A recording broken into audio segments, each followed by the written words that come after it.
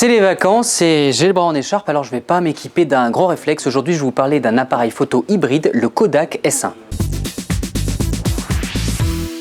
L'information principale à retenir du Kodak S1, c'est qu'il est au format micro 4 tiers. Alors micro 4 tiers, ça vous dit peut-être pas grand-chose.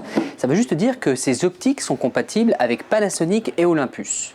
En lui-même, pour l'avoir testé pendant pas loin de 2 semaines, on ne peut pas dire que ça soit une bête de course.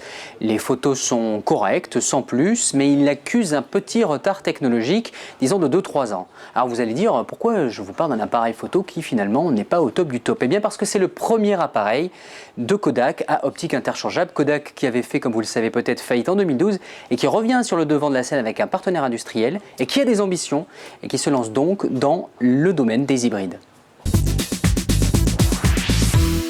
Concrètement, qu'est-ce que ça veut dire? Ça veut dire que le capteur que vous voyez est aux mêmes dimensions que les capteurs de Panasonic et Olympus et que vous pouvez monter toutes vos optiques Panasonic et Olympus dessus.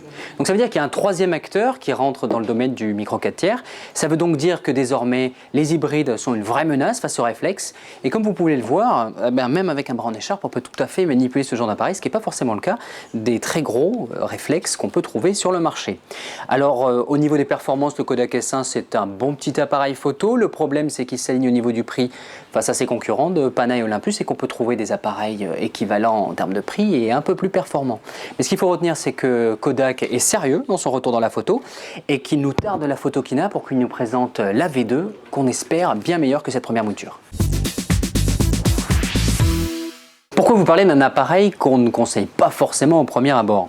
Eh bien, primo, pour bien montrer que Kodak est sérieux quant à son retour dans la photo, et deuxio, à partir du moment où il y aura des soldes dessus, il nous a plutôt surpris quant à la qualité des couleurs qu'il est capable de sortir. Alors, étant donné qu'il est compatible avec les super optiques d'Olympus de Panasonic, étant donné qu'il arrive dans un pool d'appareils micro 4 tiers avec beaucoup de fonctionnalités intéressantes, le Kodak S1 est à regarder au cas où il y ait d'ici Noël des soldes, et en tout cas, c'est l'occasion de se pencher une fois de plus sur une marque qu'on est content de ne pas voir disparaître.